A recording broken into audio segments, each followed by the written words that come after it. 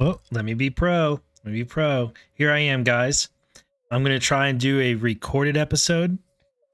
Since we're having some issues with my streaming abilities. I was able to track it down.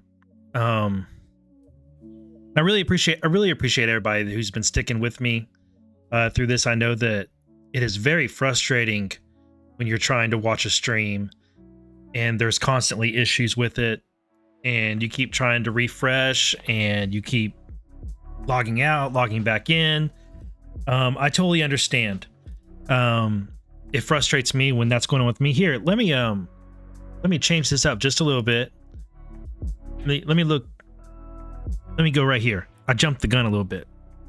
So really appreciate everybody who stuck with me through some of these issues that I've been having. And thinking back, I mean, the issues have been increasing over the past month, and it's making sense now. I talked to Comcast and they ran their diagnostic and they found that there's a signal leak. What that probably means is squirrels have been chewing on the lines outside somewhere, or there's a loose connection somewhere in the lines out at above the pole or on the pole. So I've done everything I can on my end. Like I've said, OBS, I definitely have OBS set up better now. So this has been, let's flip this and be positive like I try to be, right? Let's try and approach this like I try and encourage people to approach news and other issues and events. The positive spin on the difficulties I've been having is that I ended up going into OBS and learning some more things about it. And I ended up adjusting some settings, which no doubt have improved my stream.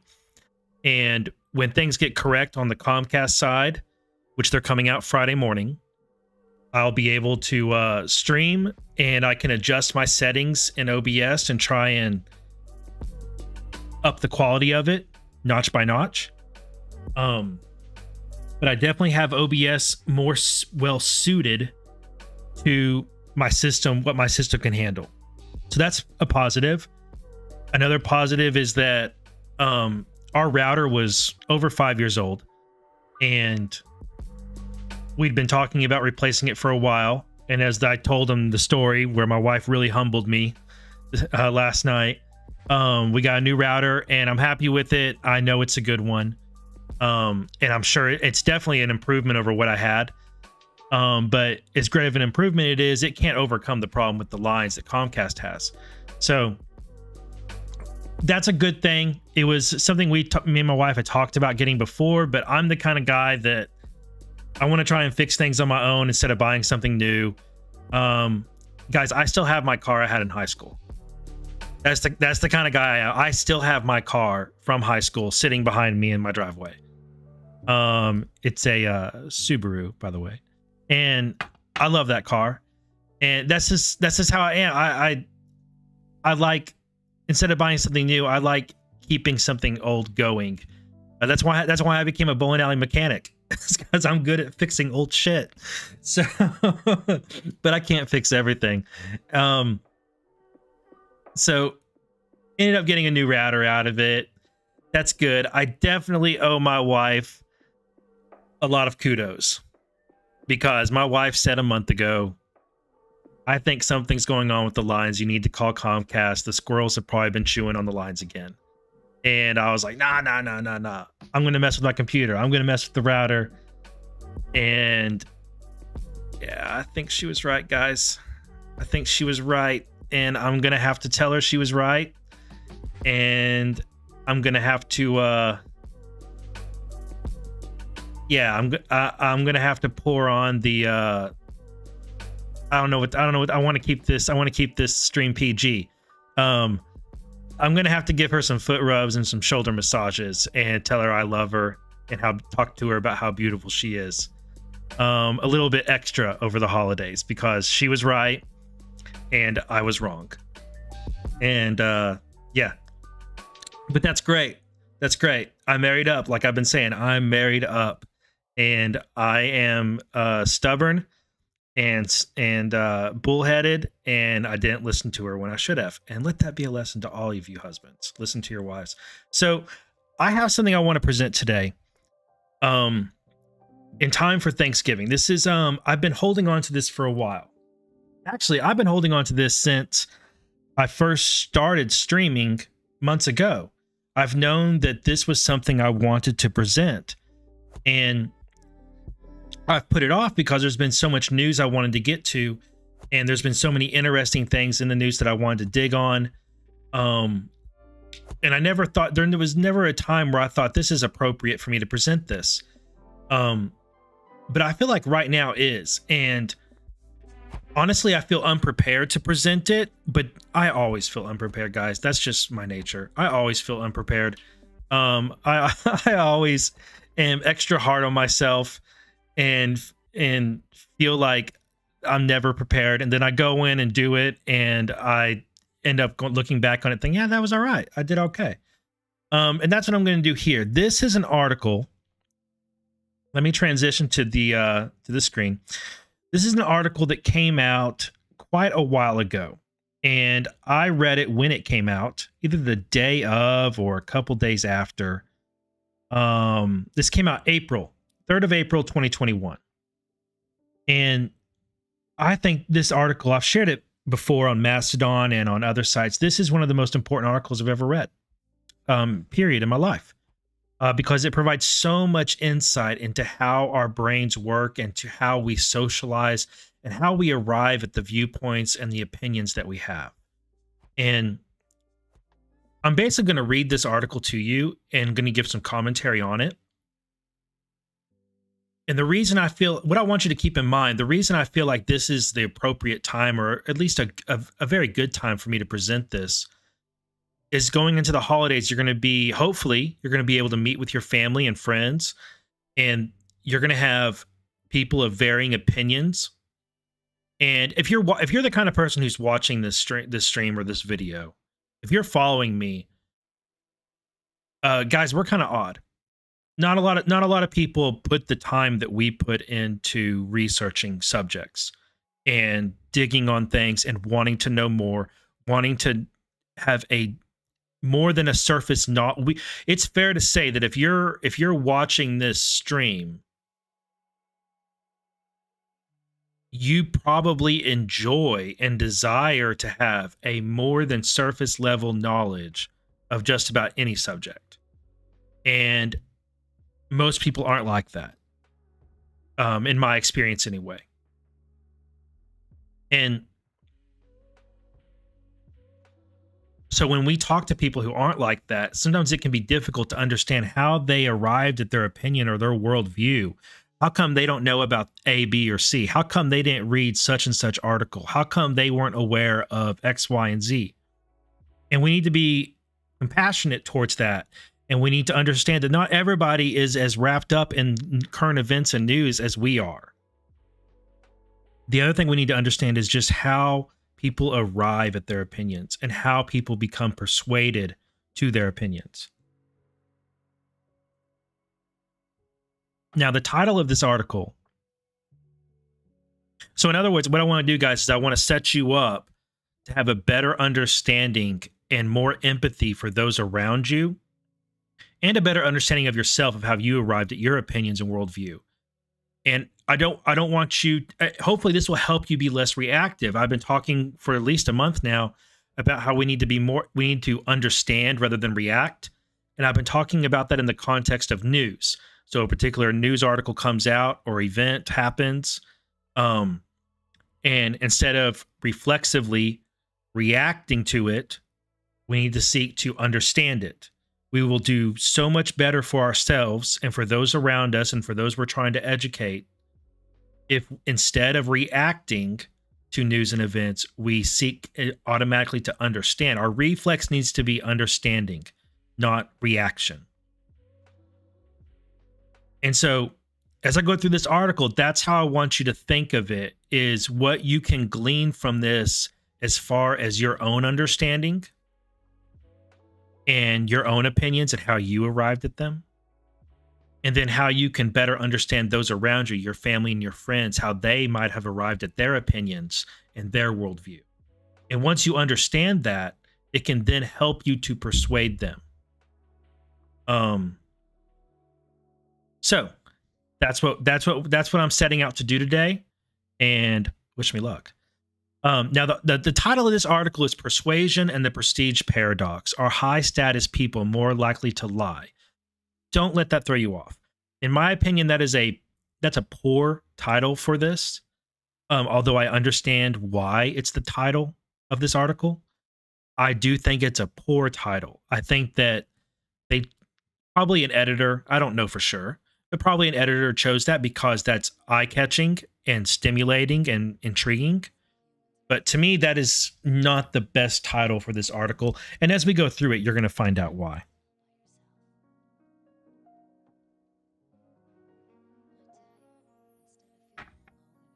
Now, I've lowered the volume on my music that I had going at first. Let me just go ahead and kill it. Yeah, there we go. I'm going to go ahead and kill that music in the background because I want to make sure that this is very clear. I said, I ran that just to rabbit trail just for one more moment. I ran a poll on Telegram asking people about whether they wanted me to, what they thought about me playing background music. And it was about 75% of people said they enjoyed the background music, but there was a significant chunk of people who commented that the background music can be distracting, or if they were hard of hearing, it was difficult for them to discern between the music and my voice and cause some issues. So I have decided that what I'm going to do is I will have background music on my chill streams where I'm just conversating with y'all in chat and we're being very casual. But on my streams where I present content, I'm going to not have background music. I'll just do an intro music, intermission, outro music kind of thing. So, all right, let's go.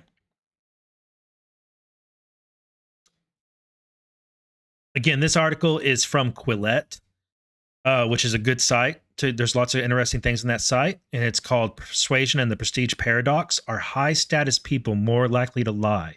By Rob Henderson. Many have discovered an argument hack. They don't need to argue that something is false. They just need to show that it's associated with low status. The converse is also true. You don't need to argue that something is true. You just need to show that it is associated with high status. And when low status people express the truth, it sometimes becomes high status, a lie. In the 1980s, the psychologists Richard E. Petty and John E. Cacioppo developed the elaboration likelihood model to describe how persuasion works. Elaboration here means the extent to which a person carefully thinks about the information. When people's motivation and ability to engage in careful thinking is present, the elaboration likelihood is high. This means people are likely to pay attention to the revealed information and draw conclusions based on the merits of the arguments or the message. When elaboration likelihood is high, a person is willing to expend their cognitive resources to update their views. Two paths to persuasion.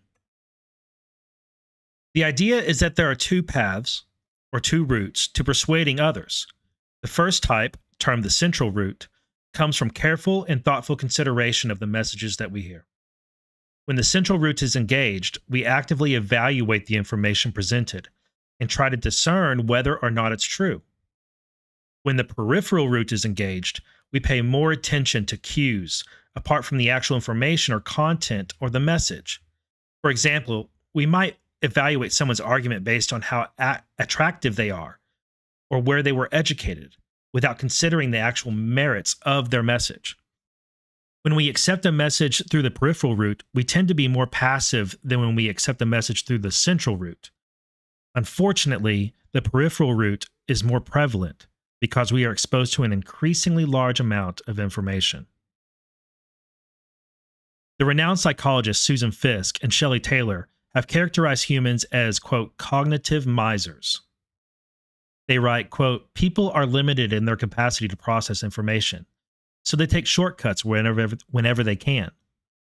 We are lazy creatures who try to expend as little mental energy as possible. You know that's true. And people are typically less motivated to scrutinize a message if the message is considered to be from an expert. We interpret the message through the peripheral route. And excuse me, guys, I can already tell I'm going to need a cough drop.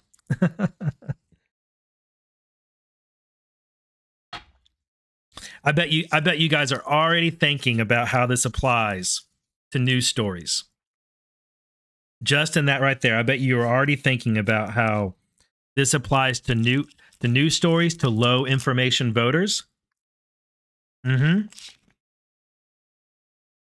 perhaps you are also thinking about how people who seem to be so smart, so highly educated, can fall for obvious lies or fall for obvious misinformation and stick with it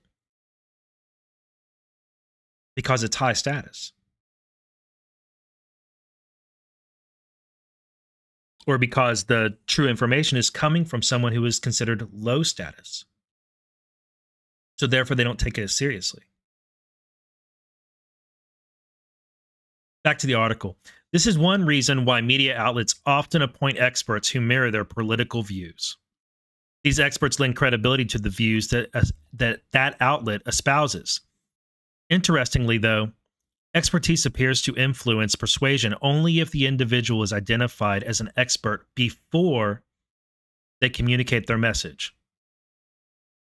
Research has found that when a person is told the source is an expert after listening to the message, this new information does not increase the person's likelihood of believing the message.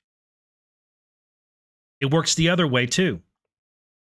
If a person is told that a source is not an expert before the message, the person tends to be more skeptical of that message. If told the source is not an expert after the message, this has no effect on the person's likelihood of believing the message. This suggests that knowing a source is an expert reduces our motivation to engage in central processing. We let our guard down.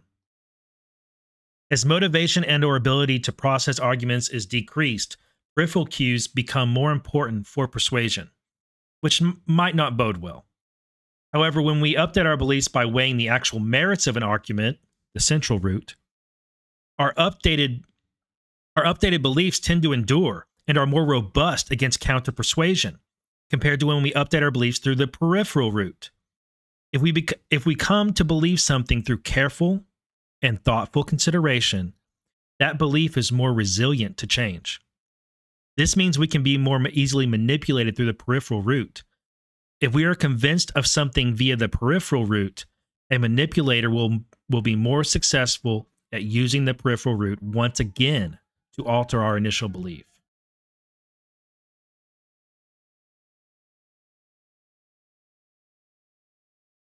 I'm gonna pause and just give some commentary on that. Think about that. I mean, it makes to me it intuitively makes sense. If you arrived at your opinion or your worldview on a subject or at large through careful consideration and weighing the merits of arguments, you're using the central route.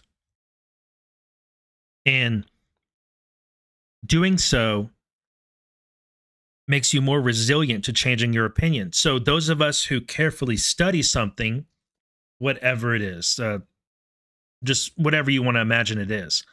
I'm tempted to name something controversial, but I actually don't want to. I want to try and avoid any subject matter and naming any specific topics that might be controversial, because I don't want to. I just don't want to. It's not necessary. That Think about a core belief that you have and how you've arrived at it.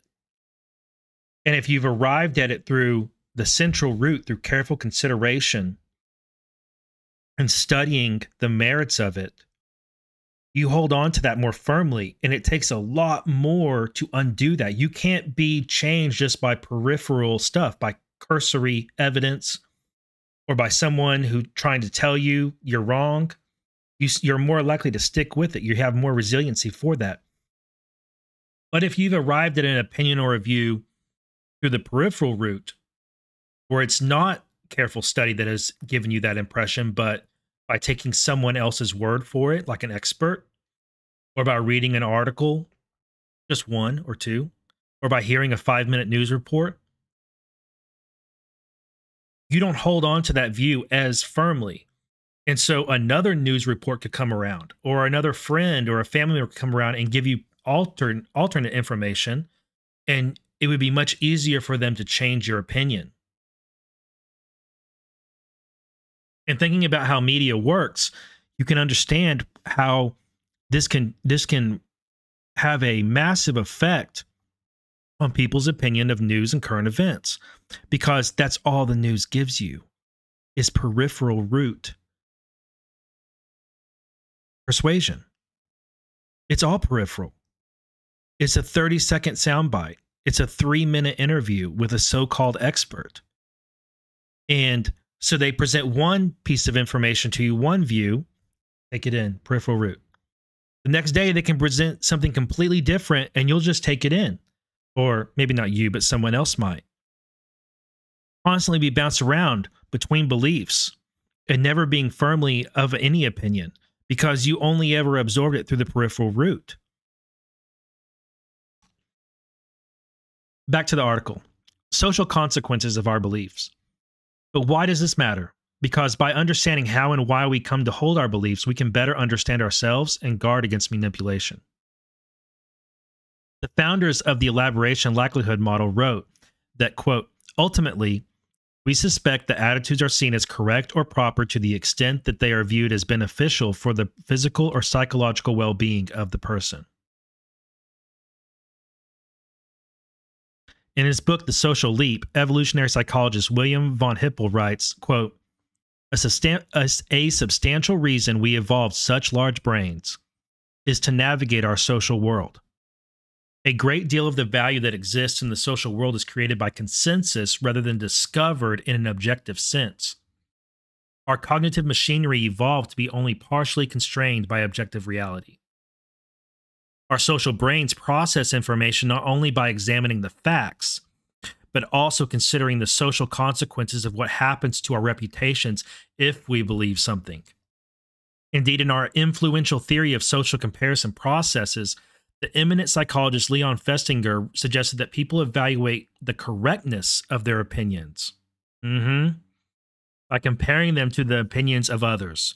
When we see others hold the same beliefs as us, our own confidence in those beliefs increases, which is one reason why people are more likely to proselytize beliefs that cannot be verified through empirical means. In short, people have a mechanism in their minds. It stops them from saying something that could lower their status even if it's true.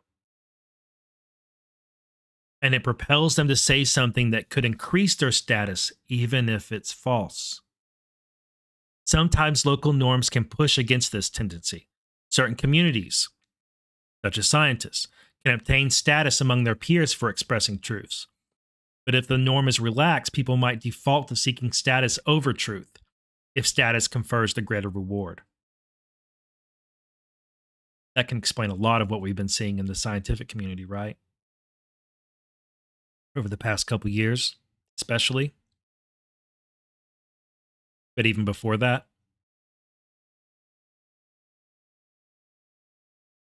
status, social status, especially when you know your job might be on the line because you're not going to get a grant unless you find the correct results. Anyway, it's rabbit trailing just a bit, but you can, I'm sure you guys are following me on that. Furthermore, knowing that we could lose status even if we don't believe in something causes us to more likely believe in it to guard against that loss. I'm going to read that again. Knowing that we could lose status if we don't believe in something causes us to be more likely to believe in it in order to guard against that loss. Considerations of what happens to our own reputations guides our beliefs, leading us to adopt a popular view to preserve or enhance our social positions. We implicitly ask ourselves, quote, what are the social consequences of holding or not holding this belief? But our reputation isn't the only thing that matters when considering what to believe. Equally important is the reputation of others. Returning to the peripheral route to persuasion, we decide whether to believe something not only if lots of people believe it, but also if the proponent of the belief is a prestigious person. If lots of people believe something, our likelihood of believing it increases. And if a high status person believes something, we are more prone to believing it too.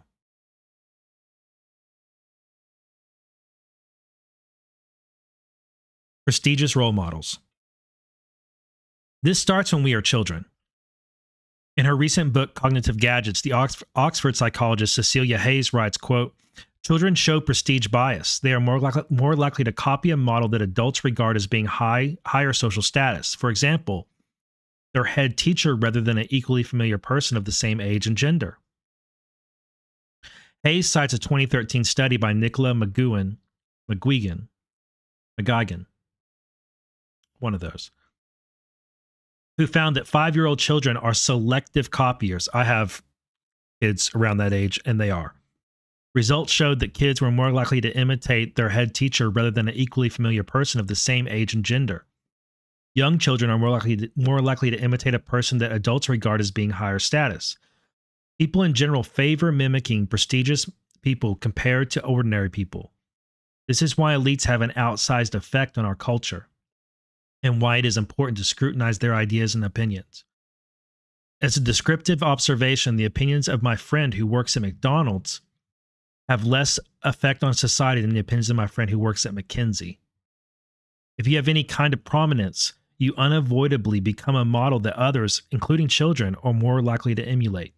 I mean, it's just true. It's just a fact of how we socialize, guys. It's absolutely true. Indeed, the Canadian anthropologist Jerome Barco posits that people across the world view media figures as more prestigious than respected members of their local communities. People on screen appear to be attractive, wealthy, popular, and powerful. Barco writes, quote, all over the world, children are learning not from members of their own community, but from media figures whom they perceive as prestigious. Local prestige is debased.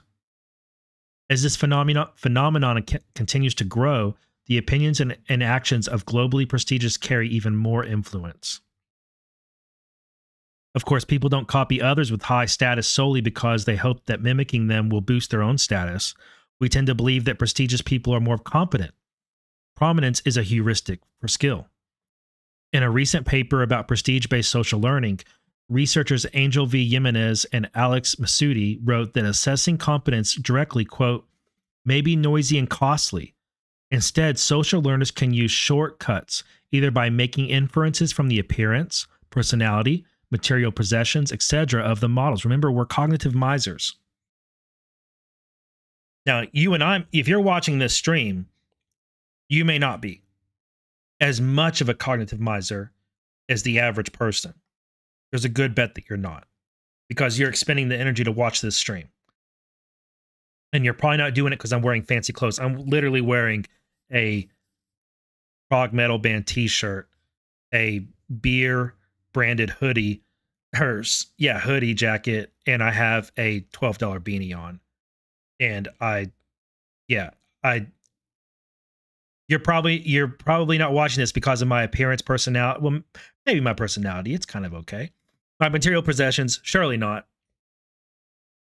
Now, I don't have this prestige. So if you're watching this, you're probably watching it because you enjoy my content, which means you're less cognitively miser. You are making sure to get information from the central root. And I'm not trying to push myself up here or make myself more than I am, but I just know for a fact, and I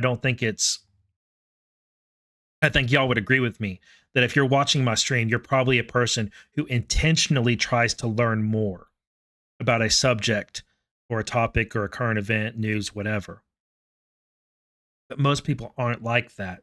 And that's the point I'm trying to get across for along this Thanksgiving holiday and Christmas holiday as you encounter more family and friends.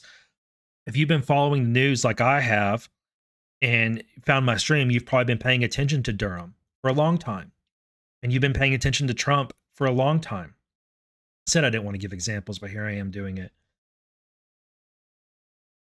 And other issues that are in the forefront of our minds right now. You've been using the central route to get information.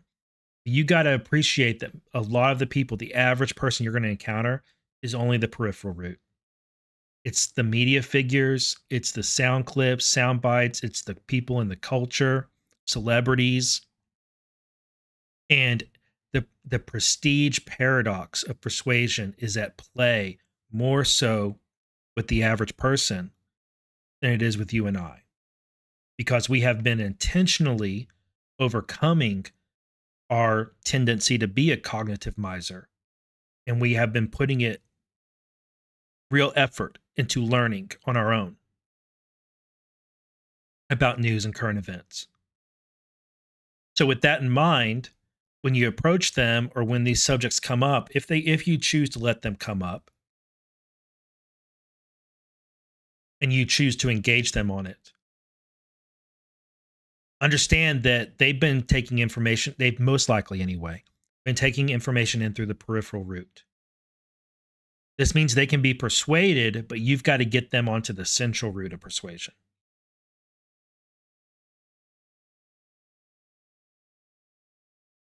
Prestige paradox brings us to a question. Who is more susceptible to manipulation via peripheral persuasion? It might seem intuitive to believe that people with less education are more manipulatable, but research suggests this may not be true.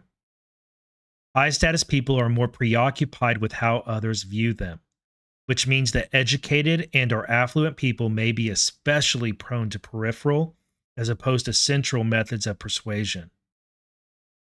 Indeed, the psychology professor Keith Stanovich, discussing his research on my side bias, has written, quote, "If you are a person of high intelligence, you will be less likely than the average person to realize you have derived your beliefs from the social groups you belong to, because you fit with your temperament and your innate psychological propensities. Students and graduates of top universities are more prone to my side bias. They are more likely to, quote, evaluate evidence, generate evidence, and test hypotheses in a manner biased toward their own prior beliefs, opinions, and attitudes." This is not unique to our time. William Schreier, the American journalist and author of The Rise and Fall of the Third Reich, described his experiences as a war correspondent in Nazi Germany. Schreier wrote, quote, "Often in a German home or office, or sometimes in a casual conversation with a stranger in a restaurant, beer hall, or cafe, I would meet with outlandish assertions from seemingly educated and intelligent persons. It was obvious they were parroting nonsense they had heard on the radio or read in the newspaper. Sometimes one was tempted to say as much, but one was met with such incredulity as if one had blasphemed the Almighty." Does that sound familiar, guys? Doesn't that sound familiar? Likewise, in a fascinating study on the collapse of the Soviet Union, researchers have found that the university-educated people were 2 to 3 times more likely than high school graduates to say they supported the Communist Party. White-collar professional workers were likewise 2 to 3 times more supportive of communist ideology relative to the farm laborers and the semi-skilled workers. Patterns within the U.S. today are consistent with these historical patterns. The Democratic political analyst David Shore has observed that, quote, highly educated people tend to have more ideologically coherent and extreme views than working class ones. We see this issue in polling and ideological self identification. College educated voters are way less likely to identify as moderate. One possibility for this is that, regardless of time or place, affluent members of society are more likely to say the right things to either preserve their status or to gain more of it. A series of studies by researchers at the University of Queensland found that, quote, relative to lower class individuals, upper class individuals have a greater desire for wealth and status. It is those who have more to start with, i.e., upper class individuals, who strive to acquire more wealth and status. A more recent set of studies led by Cameron Anderson at the University of Berkeley found that social class, measured in terms of education and income, was positively associated with the desire of social status. People who had more education and money were more likely to agree with statements like, quote, I enjoy having influence over other people's decision making. And, quote, it would please me to have a position of prestige and social standing. I'm going to read that again. This is a more recent study out of Berkeley. Found that social class, measured in terms of education and income, was positively associated with the desire for social status. People who had more education and money were more likely to agree with statements like, quote, I enjoy having influence over other people's decision making. And, quote, it would please me to have a position of prestige and social standing.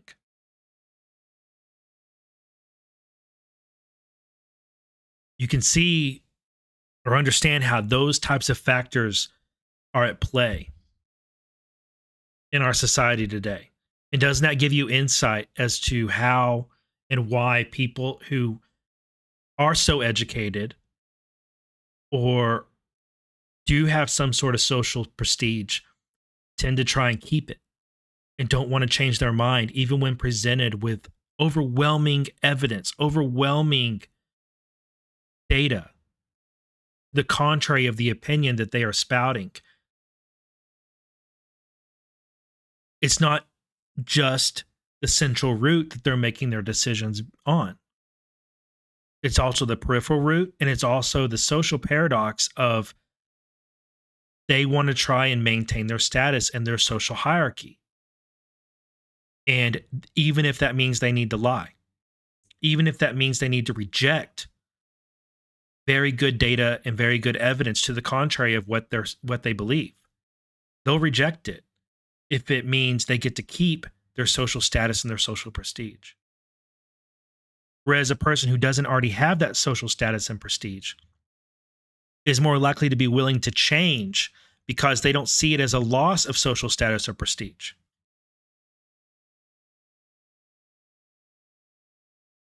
All right, next part, social status aversion. Social status loss aversion. Who feels most in danger of losing their reputations, though? Turns out, those exact same people, the high status ones. A survey by the Cato Institute in collaboration with YouGov asked a nationally represented sample of 2,000 Americans various questions about self-censorship. They found that highly educated people are most concerned about losing their jobs or missing out on job opportunities because of their political views. 25% of those with a high school education or less are afraid of getting fired or hurting their employment prospects because of their political views, compared with 34% of college graduates and an astounding 44% of people with a postgraduate degree. 44% of people with a postgraduate degree don't want to change their mind, don't want to change their political views or espouse their political views. They want to go with the flow because they don't want to lose social status or lose job opportunities. Now, there is a factor of one side. We know which side is going to hold it against you the most. We know where the heat is coming from. That's not exactly mentioned in this paper, I don't believe, but that is a factor. But regardless of that, it is still going to be, I think it would still be true that the more status you have, the more likely you are to try and preserve your social status and preserve your job and your job opportunities because you're afraid of revealing your political views or changing them. So what do? You lie to yourself, you ignore good evidence. Back to the article. Results from the recent paper titled Keeping Your Mouth Shut: Spiraling Self-Censorship in the United States by political scientists James L. Gibson and Joseph L. Sutherland is consistent with the findings from the Cato YouGov. They found that self-censorship has skyrocketed. In the 1950s, at the height of McCarthyism, 13.4% of Americans reported that, quote, they felt less free to speak their mind than they used to. Only 13.4%. In 1987, the figure had reached 20%. By 2019, 40% of Americans reported that they did not feel free to speak their minds. This isn't a partisan issue either. Gibson and Sutherland reported that, quote, the percentage of Democrats who are worried about speaking their mind is just about identical to the percentage of Republicans who self-censor, 39 and 40% respectively.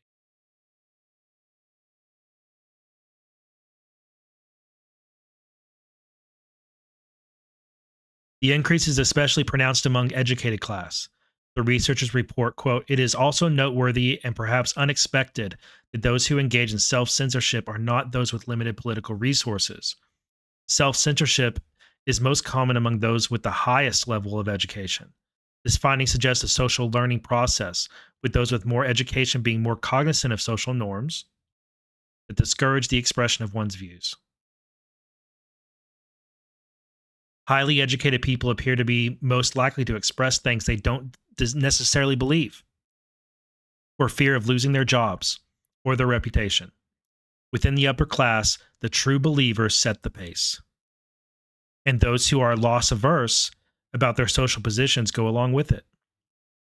Interestingly, there is suggestive evidence indicating that education is negatively associated with one's sense of power.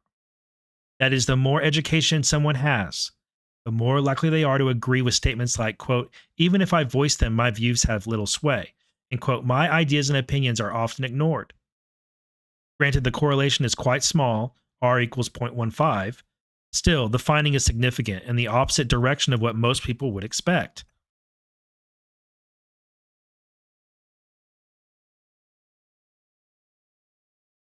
I gotta check my phone real quick.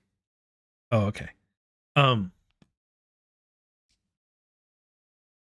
want to skip right here to this. Compare the general public. Cognitively sophisticated voters are much more likely to form their positions on issues based on partisan cues of what they are supposed to think in virtue of their identity as Democrats or Republicans, or etc.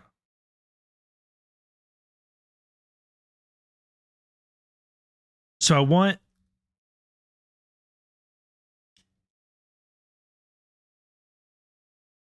to make it very clear that these factors are not just Republican, Democrat.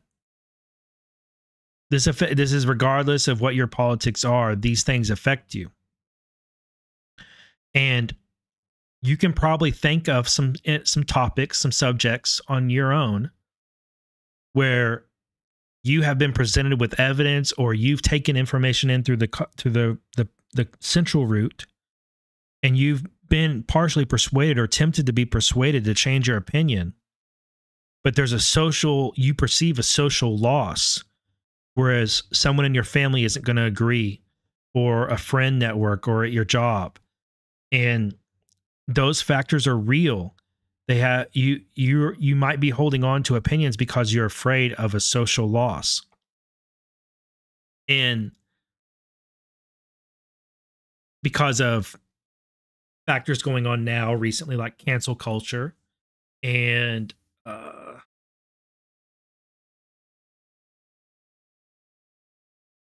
correct think, the truth of the day, whatever is true today, whatever is acceptable today to say might not be acceptable tomorrow. Some people take they might value that more than others. Well, they definitely do. So in approaching family members and friends and talking about some of these subjects, I would suggest trying to be understanding of the social situation that person is in and how difficult it might be for them, what factors might be going against them changing their mind on a particular subject. It could be that the central root, the evidence you present them is persuasive to them, but they perceive a social status loss in agreeing with you. Or there's a fear factor in that. And even if you can overcome the peripheral persuasion that has come over them, or that they've taken in and accepted, even if you can overcome that, there's still the social thing. There's still the group with which they're in and the hierarchy that they're in. And they have to quantify, okay, if I now think this about so-and-so, what are these other people going to think about me? And it might be well and good to say, well, screw what everybody else thinks of you. You should be your own person. That's true. But what if it has real world social consequences or financial consequences? I mean, that's reality. That some people are in jobs and in social hierarchies where their political opinions can have a very negative effect on their job. Not, maybe they won't lose their job, but maybe their job will become more difficult or less enjoyable. So the resistance they have to changing their mind on certain topics is going to be greater than just them not having the evidence or the data, right? I hope you follow me on that. That's been my experience with some people, that even when I could present to them enough evidence to try and change their mind, they still had a strong resistance to accepting that evidence. And it took me a while to figure out that a lot of it had to do with the social group they were in. And there was a inherent loss to them for changing that. And I have also experienced myself where I had beliefs, or I had come to conclusions that I knew expressing publicly would lose me social status in the social group I was in. And it made me resistant to saying those things aloud or to discussing those subjects with people. It's self-preservation, and we're social creatures, and it's just it's a natural factor of being how we are. All right, high education and low opinions. Back to the article. It's also useful to understand how highly educated people view others and their social relationships. Consider a paper titled "Seeing the Best or Worst in Others: A Measure of Generalized Other Perceptions," led by Richard Rowe and the University of Munster. Rowe and his colleagues, or Rao, not sure, maybe Rao, were invested in how various factors influence people's perceptions of others. In this study, participants looked at social network profiles of people they did not know. They also viewed short video sequences of unfamiliar people describing a neutral personal experience like traveling to work. Researchers then asked participants to evaluate the people in the social media profiles and videos. Participants were asked how much they agreed with statements like, "I like this person," or "this person is cold-hearted." Then participants responded to various demographic and personality questions about themselves. Some findings weren't so surprising. The researchers found, for example, that people who scored highly on the personality traits of openness and agreeableness tended to hold more favorable views of others. More sobering, though, is that higher education was consistently related to less positive views of other people. In their paper, they write, quote, "To understand people's feelings, behaviors, and social relationships, it is of key importance to know which general view they hold about others. The better people are educated, the less positive their opinions, the less positive their other perceptions are." And say it again, the better people are educated, the less positive their perceptions of others are. So affluent people care the most about status, believe they have little power, are afraid of losing their jobs and reputation, and have a less favorable view of others.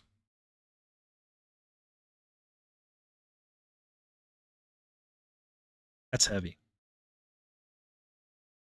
And keeping that in mind, it can help to explain a lot with what's going on these past couple years and beyond that, but especially these past few years.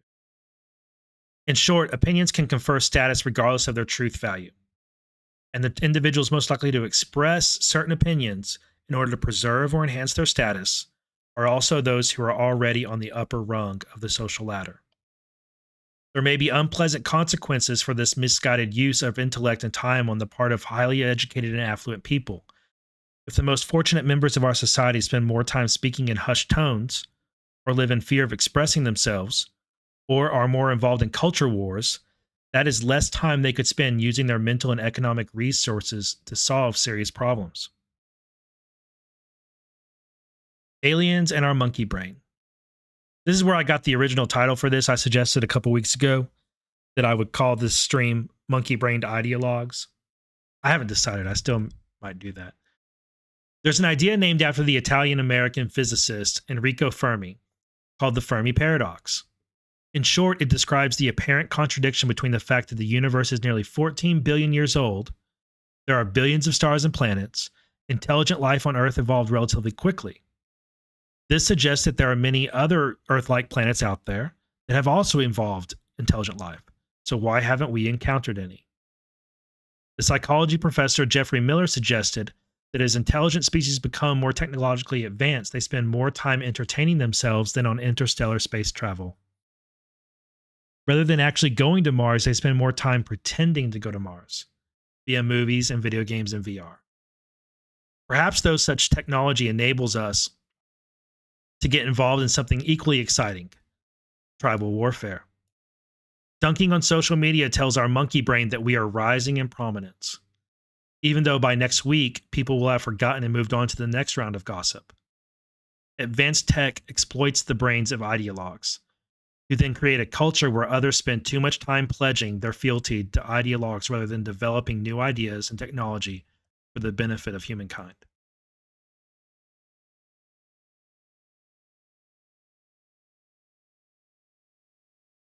So, guys, I want to go to the oops.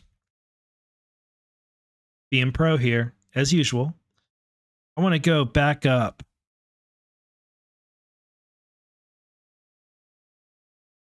towards the beginning, right here. 2 paths of persuasion.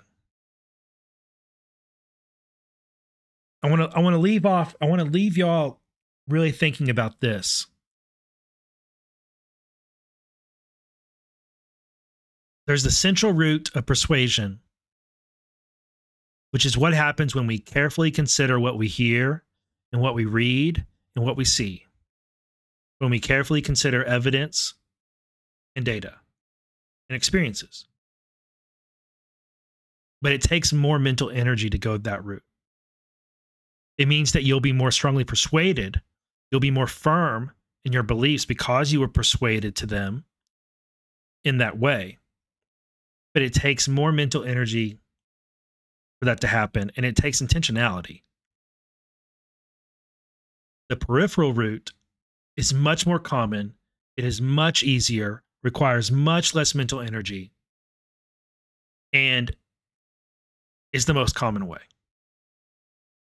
That's the way that the news media relies on. That's the way that culture relies on. And for a lot of us, depending on your job, depending on your family, depending on your day-to-day life and what you're into, that's how most people take in their information, is through the peripheral route. I mean, and you can tell in their language and the way they talk about news. I heard this. So-and-so said this. They even reveal it in the way they talk about events and news. I heard it from somebody, and it'll be a very general comment. It will convey that they don't have a deep knowledge of a subject. It'll just be a headline or a couple lines from a 30-second soundbite or 3-minute interview. And that's why some people can jump around from opinion to opinion, even if they're contradictory, because they only took that information in, that opinion in, through the peripheral route in the first place. So it was never that concrete in their mind anyway. And jumping to a different opinion ain't that big of a deal.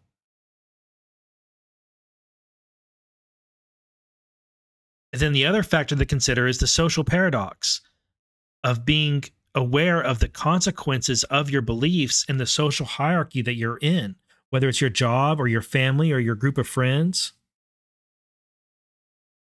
These factors are all working in someone's brain as they form their worldview as a whole, and then their views on individual subjects. So this Thanksgiving, as you're meeting with friends and family and hopefully having a great time and socializing, and if these subjects come up, subjects that are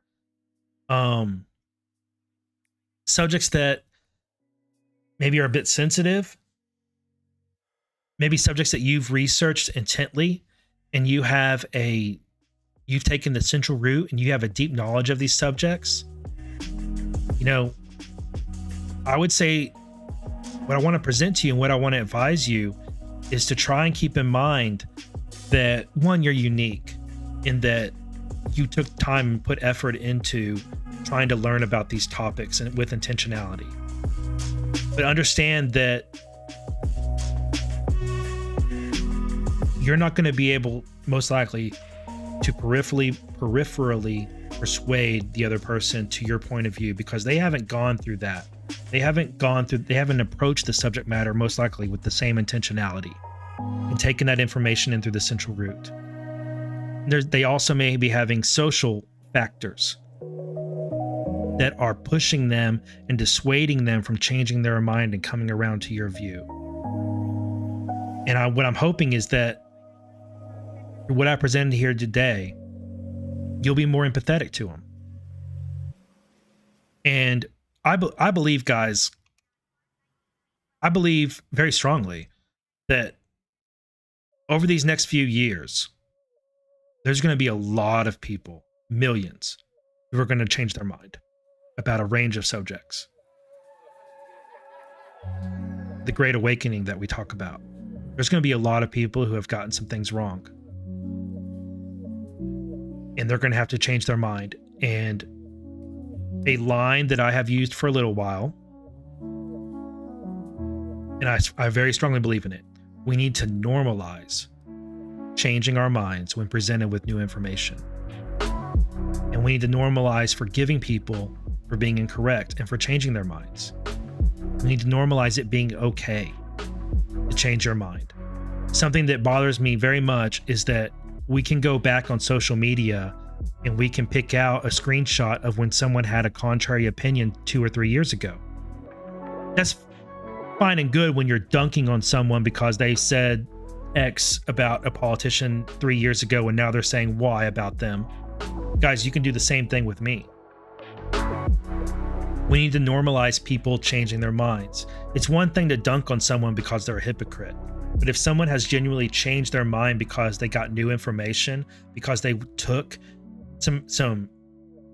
they spent some effort learning about a subject or a person or a topic or a news item, they actually put their mind to it to learn about it, and that resulted in them changing their mind, we need to praise them for that. And we need to be accepting that they did change their mind instead of dunking on them for it. There's going to be a lot of people who are going to change their mind. Over these next few years, there's going to be a lot of people who are going to change their mind. They're going to realize they were fooled.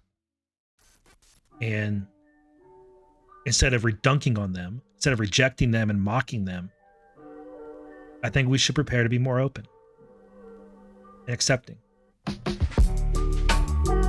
So that's my message for you guys. That's this video. I hope you've enjoyed it. Thank you for being here for it. I hope you have a wonderful Thanksgiving. Thanksgiving is my favorite holiday. And I may record another video. I don't know. I have other things I want to talk about, but this was the main one. So thank you very much for watching. I am just human. There are my links. There we go. There are my links right there. Oh man. See how pro I am? I'm so good at this. Right there. There are my links. Up there. Up there. Yes. All right. Follow me. Thank you to all my subscribers. Thank you to all my donors. You help me keep going on this, and I am going to keep going. Going to get my internet fixed, and I'll see you guys on the other side. I may record another video. We'll see. All right, y'all have a great one.